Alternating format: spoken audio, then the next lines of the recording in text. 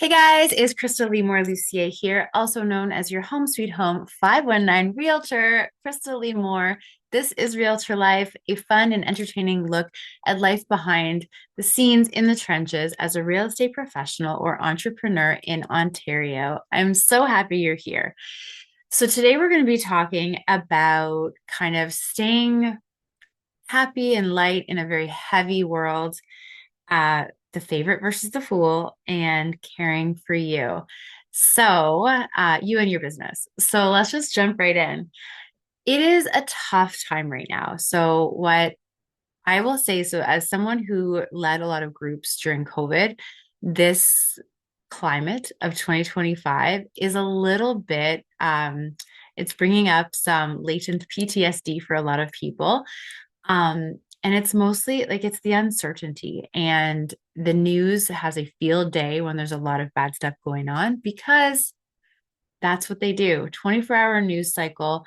It's impossible to not have a heavy heart when you hear about bad things all the time. But when they're one after another, after another, after another, it just feels really tough when everyone around you seems to be struggling, when there's negativity all over. It is hard. It's hard when our clients are reaching out and they're concerned, and we're trying to stay positive, but we're also trying to stay positive for us. So, what can you do? If you're doing my 30-day challenge for Realtor Life, you can start at any time. They're all in order. But I listened to this really cool podcast from Ed Milet. So Ed Milet is really like showing up in my feeds lately. I hadn't really heard about him before, but that's the cool part. Like once someone has been introduced to you, all of a sudden it's kind of like they're everywhere. Reticular activator. Um, so Ed Milet had an episode on the importance of laughter. And I don't know about you guys, but it is really hard to be upset when you're laughing. And you can probably find something funny in almost any situation. That's what Tony Robbins says. What's funny about this? But beyond that, sometimes you just need to figure out laughing. So, just back to Tony Robbins, at his UPW event, one of the things you do, and you do it with like thousands of strangers, which is pretty funny, but he turns out all the lights. Turns out all the lights, and then there's a lot more to it, but you have to start laughing. And like you're just encouraged to start laughing. You have to remember something funny and just go for it. And I remember being with my dad. So I brought my dad to Tony Robbins, and I have a very distinct laugh. Like I love laughing, and it's one of those things like you can tell I love laughing while I'm laughing. And so I just start losing it because I start laughing, and it almost like being around other people that are laughing too. It just was like this tidal wave. And then my dad could hear me laughing, so he started laughing. So I heard him laugh. Anyway, it was so good. It was like when you're little and you get in trouble because you're supposed to be quiet and go to bed. My sister and I used to have this problem all the time, and you want to be quiet, and everyone's trying to be quiet, and then one person's like, and then everyone just bursts out laughing again. So, um, that's more of a spontaneous laughter. And Tony Robbins, like actually, like you anchor it in. So, like if I touch my ear here, I actually feel lighter, like I want to laugh. But Ed Milet's like, well, if you don't know how to do that yet, or if you think you'd be like crazy to just start laughing, listen to something funny. Like maybe there's a special that you could listen to. Maybe there's a comedy show. Sometimes I'll just throw on an episode of Friends just because I know that that writing and those like the dynamic of those characters just makes me laugh out loud. Like I nothing else does that to me. Nate Bargatze is a really funny one. Like crying. And then you also have moments that you can think back on with your family and friends. And like my favorite moments, probably in my life, are laughing so hard that I'm crying with friends or family. Crying and in pain. Like it's the weirdest thing because like it hurts as you're laughing so much, but you just love it. And it's probably because you're being like flooded with endorphins. And who doesn't like a good endorphin? So yeah, laughter. And then also thinking of good things. So this is kind of cool. I'm doing a millionaire mindset challenge right now with Richard Robbins. And Richard Robbins is, I would say, the closest thing to I love Buffini, but Buffini's in the US. Richard Robbins is here. Um, And at one point, I was coaching with Buffini, Richard Robbins, and Kathleen Black because I thought they were all great in their own right. But that's a lot of money to spend on coaching, and you have no time to actually do the things. And we talked about that. You really have to make sure you can implement. So I had to choose one, and I've been Buffini since the start. So I stepped away from Richard Robbins. They were so good about it. And I'm still, and they're so good about inviting people into these challenges. And what a wonderful, wonderful addition to the climate. Thank you to Richard Robbins and his whole team at Richard Robbins International, because it is exactly at times like this when you just need that boost. And so they have this millionaire mindset challenge. In that challenge, they have like 1 hour day, and then you learn something. So the first day, they're like mindset. So, what are you going to do every morning, every night? So, every morning, he wants us to think about three things we're grateful for and emotionalize them. And then they have to be something different every day. That's cool. And then you also have to reframe something. So, if you're upset about something, you have to reframe it. This is important, very important, actually. I'm going to go into that in the next topic, but reframing can be the difference between you kind of spiraling and you feeling better. And it's a big deal. And then at the end of the day, you actually have to go and pick three things that went well and then another reframe. So, how brilliant is that? So, you're bookending your day with gratefuls and with things that went well, and a reframe. So, that's a big deal. And to further that point, as far as the reframe goes, his example today was that if you're in traffic, so you're stuck in traffic and no one likes traffic, like, oh, it's awful.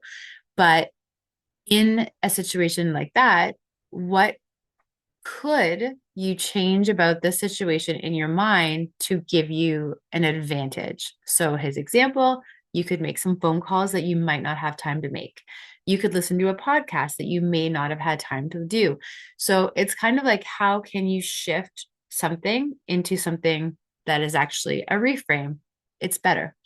Um, so I also run a Buffini group. And today, because it is heavy, there's a lot going on. People are losing their minds. And I'm not, for good or bad, it's hard to be around it. It's hard to be, it's on the news, it's in front of you, it's everywhere. And it's like, you just need, like, as entrepreneurs, this head of ours is all we've got, like the emotions, everything. So if we're letting negativity kind of overrun everything, how are we going to keep going, right? So I had everyone today start the call. We always have an introduction question. And my question today, what is something you're happy about right now?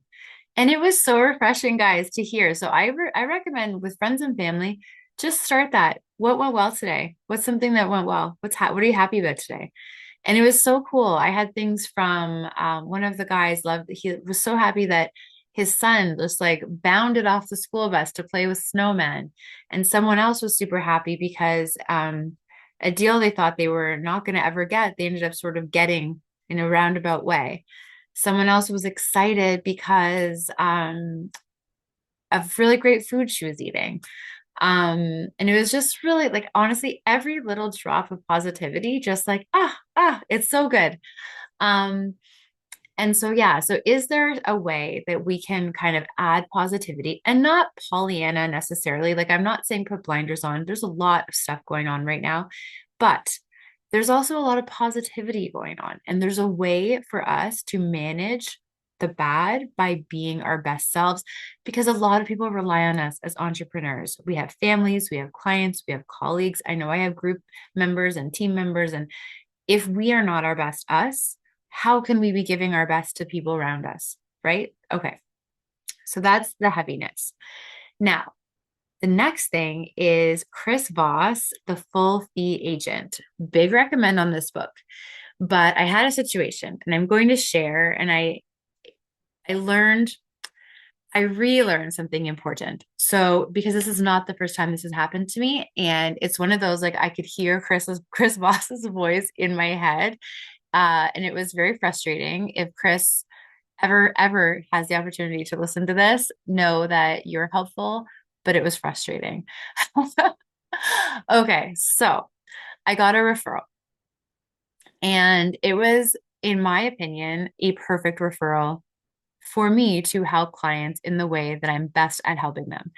So the referral was cool. Two of my colleagues recommended me to another agent. I got to meet a new agent, great connection. She sent me her client, and this is where it gets complicated. So the client she sent me, her contact, was not the main contact for this sale. Okay, so this is a family situation, selling the family home, four people in the mix, one decider, but four people. Now, it happens to be that in the last 2 years, I've helped like three or four families in the same situation. Very, very happy results, amazing clients, everyone's happy. So I go, I have this great conversation. He sends me info. He wants me to send him a little bit more information about the house. I go see the house. So I talk to a client on the phone, go meet other client in person. Just one, because there are four of them.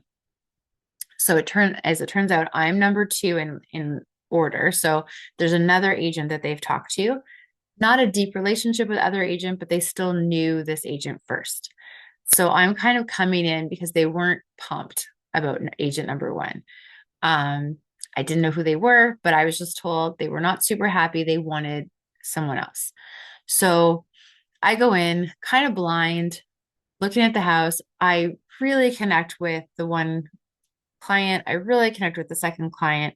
And then it turns out I need to have a Zoom call with all four because they're all making the decision.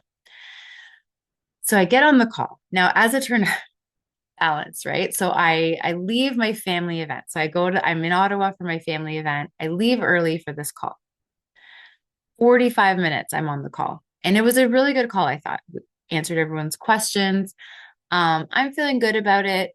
And because I was 45 minutes on the call, I ended up hitting horrible, horrible weather on the way home. Like white knuckling it, almost fell in a ditch on Highway 7 twice.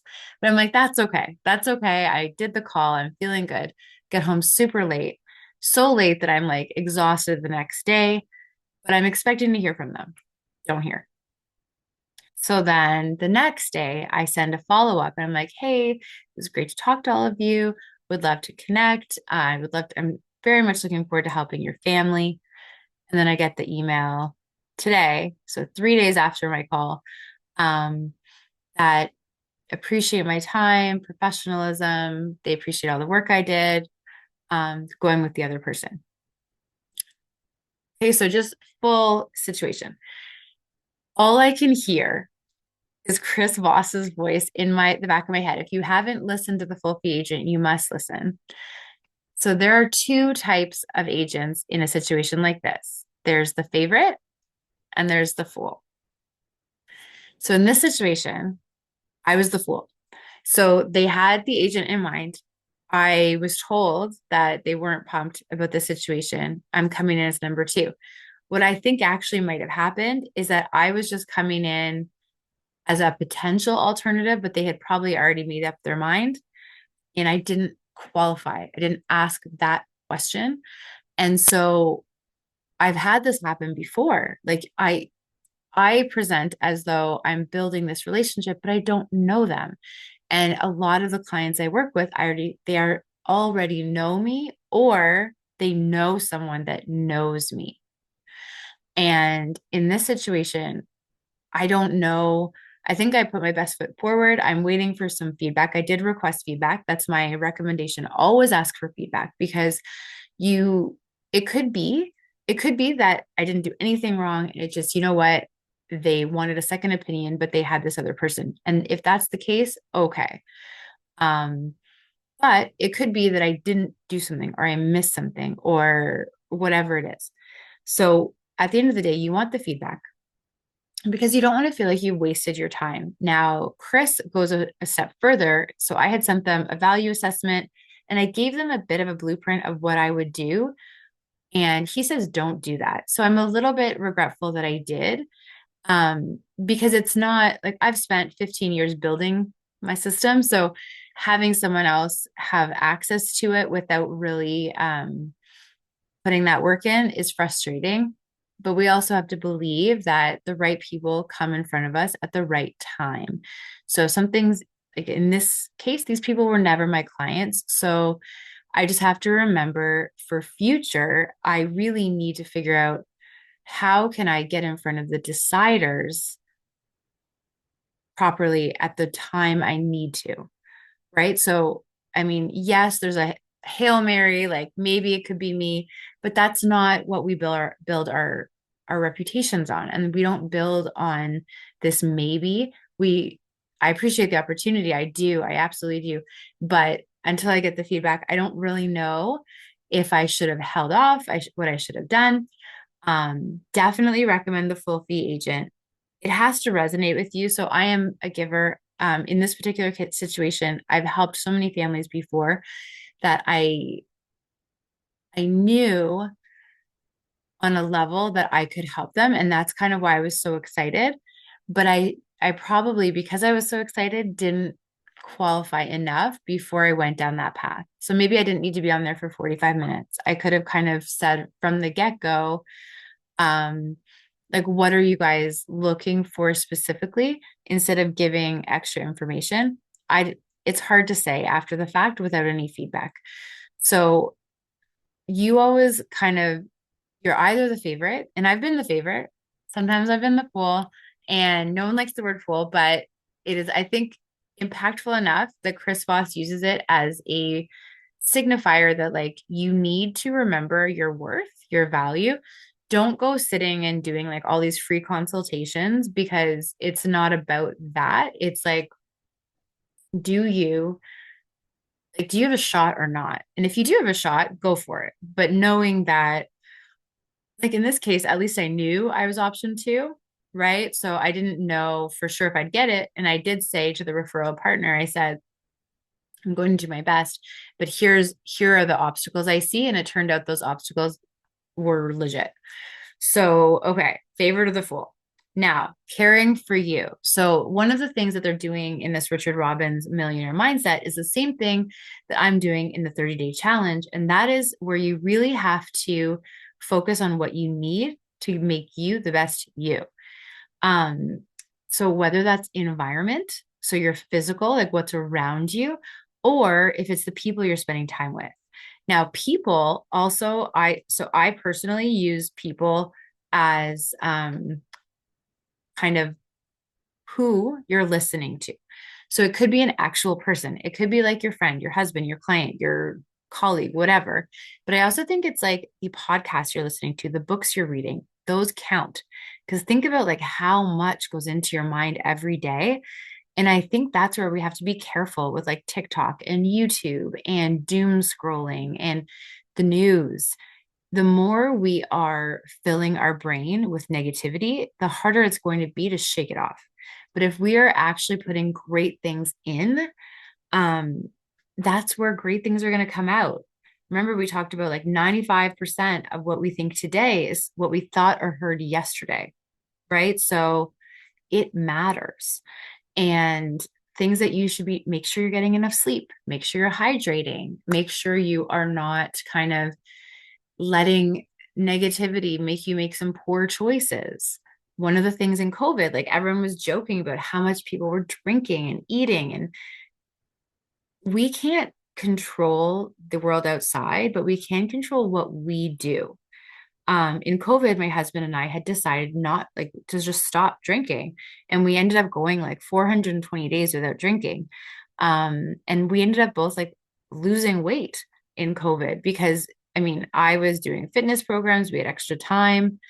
Um, but at the same time, we have a lot of friends that were really struggling because the unknown, right? So right now we're in an unknown. So caring for you might mean going for a massage. It might mean doing yoga. It might mean meditating. It might mean making sure that you're doing fitness, staying connected with people, right? It's cold outside. People don't always want to like, everyone just like kind of hibernates, but is that good for you? If it is, if you need some recharge time, cool. But just make sure you're doing the right things for you. And ultimately, remember, like we have the ability to be our best selves and we have the ability to kind of let it fall apart. So be your best self if you're choosing. Now, does that mean no setbacks? Of course not. But don't let it throw you off track. I am very open and transparent with the fact that I've frequently, because I care so much about my clients and I care so much about this job, when things go wrong or somehow like something falls apart or a client doesn't act in a way that kind of honors me or respects me, because I respect people so much, I've let it throw me off course. And that's not like I find my way back, thank goodness, but why would I let people rob me of helping other people, right? So like it's just, can I do that? Can I be what I need to be so that I can help people, which is what I'm supposed to be doing? Can you do that? Can you take a setback, shake it off, dust yourself off, and get back up and just keep going? You're allowed to take a minute. You're allowed to take a second. You're allowed to, in Ted Lasso, remember, he's like, let yourself get upset and then be a goldfish. A goldfish, what he said, his memory resets every 10 seconds. So take 10 seconds, get upset, and then just get back out there. And it might be that you watch a fun show like Ted Lasso, right? That's a feel good show, or Friends, or just take time with a friend of yours, go to the spa, take a nap, whatever is going to make you feel good. That's the thing to do. And remember, you have a bunch of clients and colleagues that are probably struggling with the same thing. Maybe you can do something nice for them. Maybe you can invite them out for a coffee, or you like going for a walk. Maybe that's a great thing to do with someone. There's an opportunity here to help people feel great. And I think we can help them. So, all that to say, the three things we're focused on today, there's a heaviness. So, what can we do to kind of stay upbeat and really focus on the good? Favorite versus Fool. Read the full Fee Agent. You can download it also with Chris Voss. Um, just make sure you're qualifying people and just have the information when you go in. And there's always a way to be better. And then care for yourself and care for your clients. So this is a really important time for self-care and for client care. And at the end of the day, we're all just doing our best. So I think what we can take away from this is that every every time we have an obstacle, sometimes our brains can think, "Oh my goodness, like what's going on?" But sometimes it's nice to look back. I've heard this quote twice in the last 24 hours.